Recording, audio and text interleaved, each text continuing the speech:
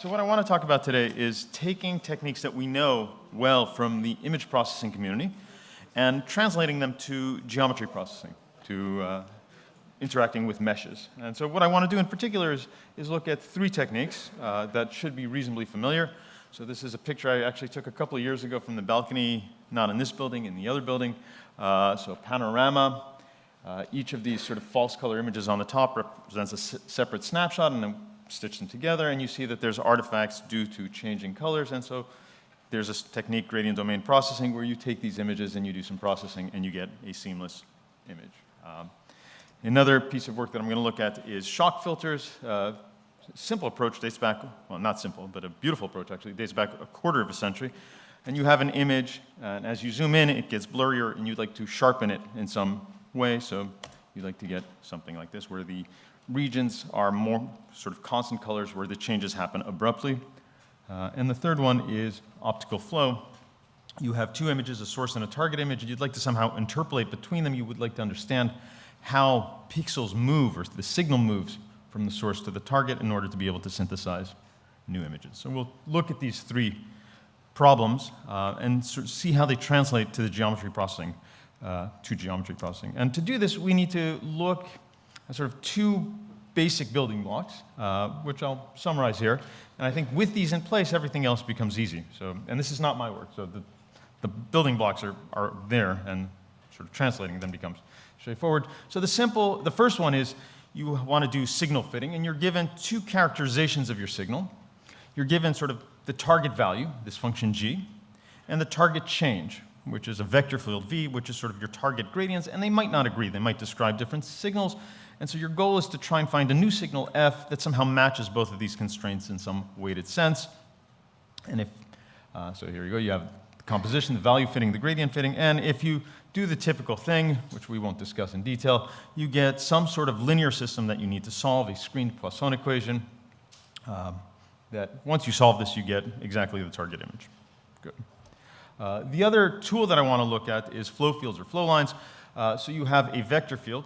And what you can do is you can trace paths on this vector field. So you pick some point, you can start following the flow field for some fixed amount of time, and as the flow turns, you turn with it. And it's characterized by the fact that at time 0, you're at the point P, and your velocity at any particular point is given by the vector field. Okay? Once you have that, if you have a signal that's defined on the same domain where your vector field lives, you can advect or transform the signal by pushing it through with the vector field. In some sense, to get the value at some new point, let's say a point over here, you would follow it, you'd find its place in the vector field, you'd follow it backwards, that would give you the corresponding point in the source, you'd pull the color, and you'd get the new value. And so one has a definition of this. There's a sort of nice characterization of what happens locally. As you move your signal forward along the vector field, in some sense, to evaluate, to get the new color, you follow backwards along the vector field. You see how your image changes. That's given by the gradient of the image. So the dot product of the gradient of the gradient of the function with the vector field, or the negative dot product, because going in the backwards direction, gives you sort of the local change in the color. And so these are the tools we're going to need. Good. And we'll need them in particular in the context of meshes. And what I'm going to try and convince you is that this is not terribly bad. This is actually very well developed. So what we need to do in order to apply these techniques to meshes is reasonably straightforward. We have this screened Poisson equation. It has a couple of terms. We have functions. So functions, when you're talking about meshes, are values at vertices. You have vector fields. Those can be thought of, don't have to be thought of, but can be thought of as vectors associated, tangent vectors associated to each face. You have a Laplacian, and there's been a lot of work on defining something analogous, a discrete Laplacian, a cotangent Laplacian. You have this identity operator that becomes the mass matrix. It tells you around each vertex how much area is there around it. Is it a big vertex? Does it correspond to a large area in your domain or a small area? And then there's this last operator, the divergence operator, which is also not terribly terrible. It sort of combines two terms. One is the triangle mass matrix. It's sort of a diagonal matrix which tells you how large each triangle is, and the transpose of the gradient operator. So these are all well defined. So if you want to be able to formulate screened Poisson equations or these types of gradient domain problems, you have the tool set for it. For flow fields, what we need to do is we need to be able to follow a flow field on a surface.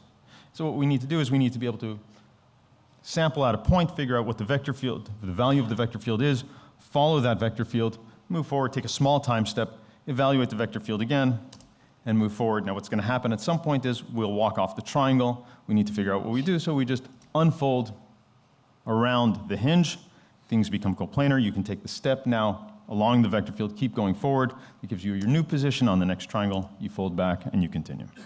So these are reasonably simple tools, but very powerful. And so we'll see just with these tools how to enable the three types of processing we talked about. So let's go back to gradient domain processing. We're given a set of images acquired independently. We put them together, or we arrange them. And what you see is registration artifacts. So as you take the different pictures, settings in your camera can change, exposures can vary, and you get these visible lines between the individual images, which you'd like to get rid of. And so the statement is that this is actually very simple to do in the gradient domain. The observation is, okay, I've lost my animations. I'll live with this. If you look at any individual image, the change is correct, right? So as you sort of look at over here and you change from sky to building, then you have a correct characterization of how things are changing. Where you're getting the wrong characterization of change is at the seams. You get this sudden shift in color, this large gradient, which is due to the way that the images were imaged, and you'd like to get rid of that. So in the gradient domain, you formulate this very simply by saying, I'll copy the gradients from the interior, and the gradients that transition across these seams, I'll just set them to 0. And now I solve for the new system, for the new image, rather, that has this new gradient field that sort of captures the change in the interior and tries to have no change across the boundaries, and I get something like this. Okay? Now, the nice thing is that what we need for this are these very simple tools that I talked about that work just as well on meshes as they do on surfaces. So if I'm taking a 3D scan of an object and I'm capturing RGB data as I'm taking the pictures, I can have similar problems, that as I overlay the RGB colors, I get this misregistration, changes in exposure, these undesirable seams over here, so you can see them over here, as I transition from one image to the other. So again, I can do exactly the same thing for each vertex or each triangle. I copy the gradient from the nearest scan, I compute the divergence, I solve a screen-Poisson equation, and I get a seamless texture. Another application, equally straightforward, in some sense simpler than the previous one. I have an image, I want to enhance it, I want to sharpen it. So what does that mean? I want to create a new image whose color overall is similar to what I started with, but whose changes are more abrupt. So they're sort of heightened. And so you can say this, again, in the formulation that we had before, is your target color is your input image, and your target gradient is some amplified version of the input, so scaled up. So I have this image over here, and let's say, I amplify the gradients, and now I get this sharpened image to the right. Okay? And again, same exact thing works on meshes, same exact formulation. We have the differential operators that make this possible. I have an image, I want to sharpen it, I'll just amplify the gradients. That heightens the contrast. If I want to smooth it, I just use a beta term that's less than 1. So it makes gradients smaller, and I get this natural smoothing. And in fact, if you set beta exactly equal to 0, this is heat diffusion. This is a very standard way to smooth things in terms of scale space processing. What's nice is we can go further.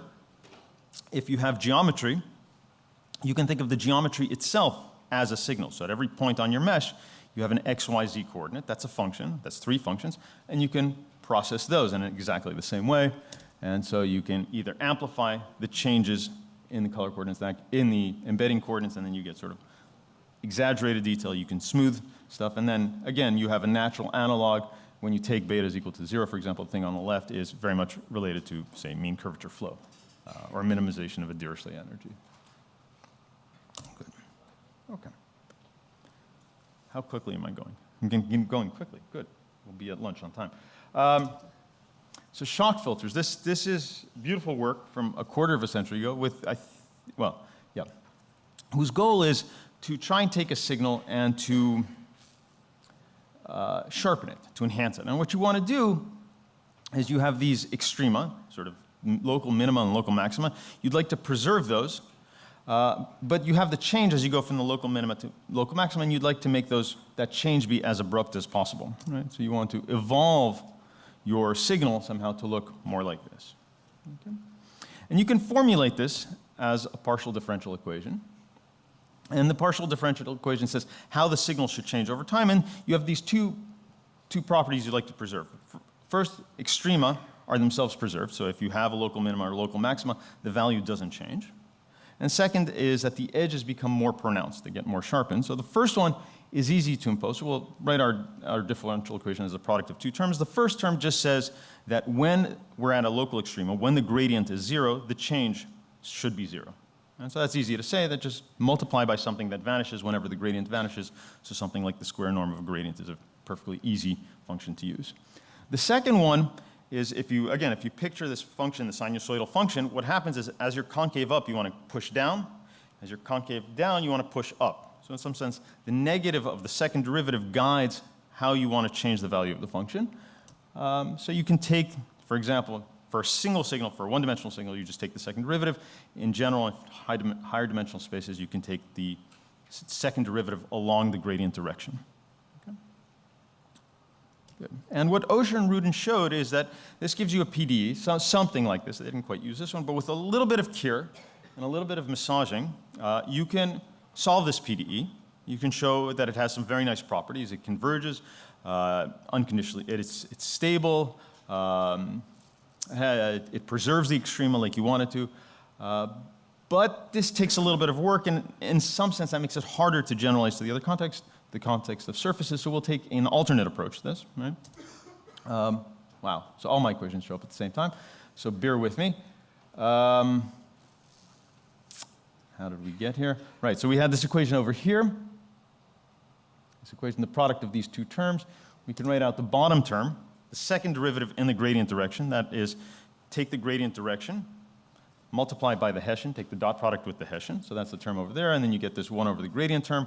Now what's nice is you have a numerator of a gradient term, a denominator of the square gradient term. Those cancel out, and so you get the equation over there.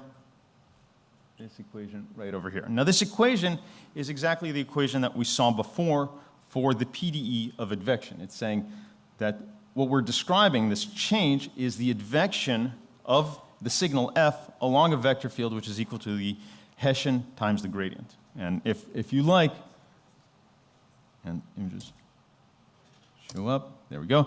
The Hessian of a gradient has a very nice interpretation. You take your gradient, that gives you a vector field. You take its square norm, you get a scalar field. You take the gradient of that. That's exactly the gradient of the Hessian. And what's nice about this is this gives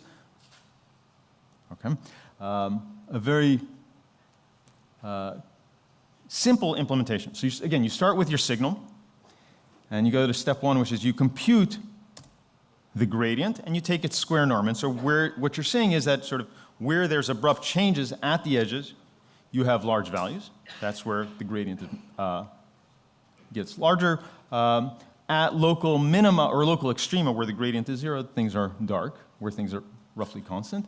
You take the gradient of this potential, and that gives you a vector field that points you towards the edges, and then you take your signal and you drag it with this vector field towards the edges.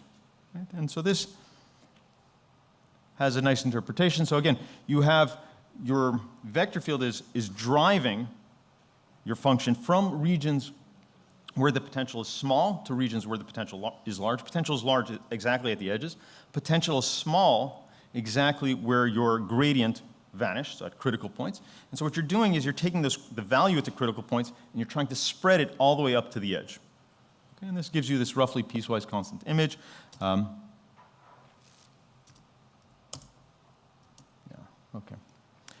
So here's an example of what this looks like in the image processing domain. So you have a picture of giraffes from Tanzania, I believe, and here's the results of running this sort of shock filter advection. So you have the image on the left was your input, and then you sort of drive things towards the edges in the image, and you get these piecewise constant regions. Now again, everything I've just described works as easily on surfaces as it does on meshes, as long as you can follow flow fields.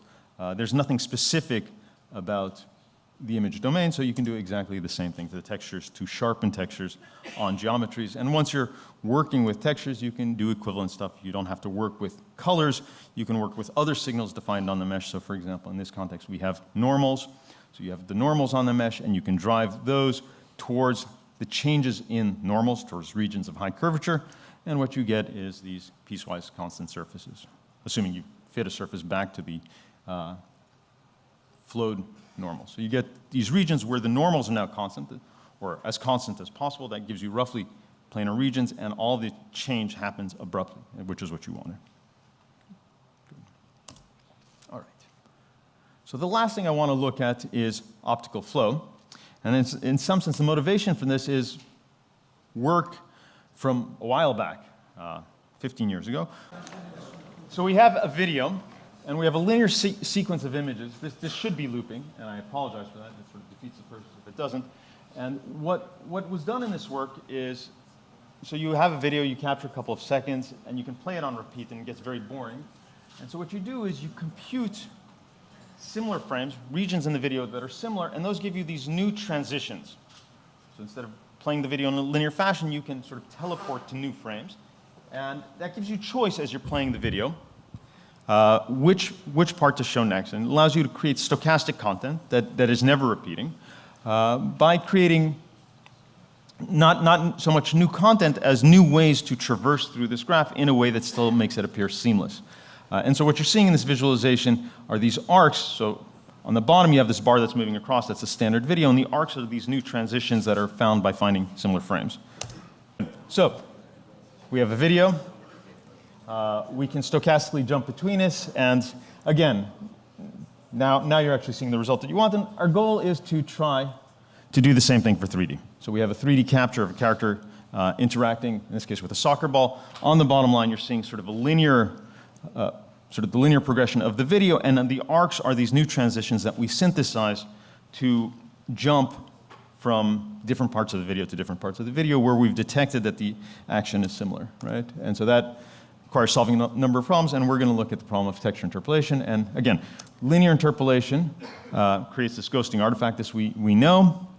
And so our goal is to compute the optical flow field that describes how images change, how pixels are moving, and now we can bring the source towards a target along the flow field. We can bring the target towards the source, sort of merge them, blend them, and get a nice transition, as the one on the left. Okay? And so this is our goal. We'd like to do this. Now this is work that goes back now more than a quarter of a decade. The idea is you want to find the flow field that moves your source, or your source image, towards the target towards the source. You use the fact that what we saw before, that at least locally you can describe the change of advection in terms of the dot product with the gradient. And this over here is a nice linear system that you would need to solve to try and find the vector field that moves the source to the target towards the source. It doesn't quite work because this is only a linear approximation of what happens as you move it. And so what you tend to do is you do this hierarchically to try and get sort of the large-scale motion first at low resolutions, and then build on that at higher and higher resolutions to refine the flow. And this works well for images. It doesn't work so well for meshes because you don't have a hierarchical structure. What's also happening here is as you move to lower and lower resolution, you're sort of forcing the solution to be low frequency by construction, because the only thing you can represent in the low resolution space is smooth functions. So we don't have a hierarchical structure, and so we'll instead of choosing a space where this has to happen, we'll encourage this. And it's not particularly hard, so we want smoother functions at lower levels of the hierarchy. That's essentially this screen Poisson equation. We want to find a signal that matches the source or the target, but whose gradient is close to zero. And how important it is that the gradient is close to zero is this adaptive weighting term. So as you're at sort of smaller values at L, lower levels of your hierarchy, you're creating more of a penalty term for having change. And as you move towards finer and finer hierarchies, this penalty term gets smaller and smaller, and so you can get sharper and sharper images. And the same thing goes for the vector field. So now again, you try and solve this linear system for the vector field, but you incorporate this additional penalty term that says at lower levels you want the vector field to be smooth, and as you move towards higher and higher resolutions of your system, you want a sharper and sharper vector field. And so you can do optical flow on surfaces. Again, you have to solve a Poisson equation, and the first one is standard Poisson equation we saw before. On the second one, it's slightly more complicated. It's a Poisson equation for vector fields rather than for scalar fields. This requires defining a Hodge-Laplacian, but we'll skip that for now. So we have the situation. We have a source and a target. We've computed an in-between geometry, a fixed template. We have a mapping between the source and the in-between geometry because we fit a template to it. We have a mapping from the target, and so we can actually push the textures from the source to the synthesized geometry, from the target to the synthesized geometry. And if we look at this, we have exactly this misalignment problem that we'd like to solve. And so solving this problem hierarchically, if you just overlay them again, you have this blurring effect, and you solve for this vector field hierarchically, you get finer and finer resolutions of the flow. And as you do this, you can see that the bottom images register better and better. Let's skip that for brevity. And here's a visualization, again, sort of standard linear blending creates ghosting artifacts. On the left, here is advecting the source and target textures now on the mesh using this vector field that you've solved by solving the optical flow problem on the surface. And you can see that features are actually moving in the way that they should be and registering correctly. Good. So that is almost going to bring us on time, actually. So in some sense, what this work is about is if you have the right tool set, the right basic tools, in this case, Laplace operator, divergence, gradient, and so on, and a notion of flows, for example, and it becomes very easy to transition these nice techniques that were developed by the image processing community to processing images on, or signals on surfaces. And what's nice for us is that a lot of this work has already been done now. I've chosen two sort of basic tools, differential operators and flows. We've seen others even in this talk. I think yesterday we saw two different talks that use sort of weighted averaging on surfaces and the notion of median on surfaces that sort of once you carried those concepts over to geometries, it enabled a lot of powerful computation. Sort of by way of summary, working with images is nice. For those of us who have worked with them, they have this nice regularity. Everything is well distributed. It makes it easy to do stuff like define fixed stencils for Laplacian, define gradients and divergence, all very easy. If you work with big data, it enables parallelization out of core. There are fast Fourier transforms to do signal processing. So that's all good. Working with geometries is a bit of a pain because everything is irregular, but that's actually a good thing, I think, because once you learn how to deal with irregularity, deal with the fact that, for example, vertices don't have the same mass because triangulations don't have to be uniform, you can do much more powerful things with almost no extra work. So for example, we were looking at the screen Poisson equation where you're trying to fit a function where you're smoothing, you're prescribing the gradients to go down to 0, and you have an interpolation weight, this alpha term, but there's nothing that says that alpha has to be constant. It could be spatially varying, and it doesn't affect the computation because this introduces inhomogeneity, which is already in the system.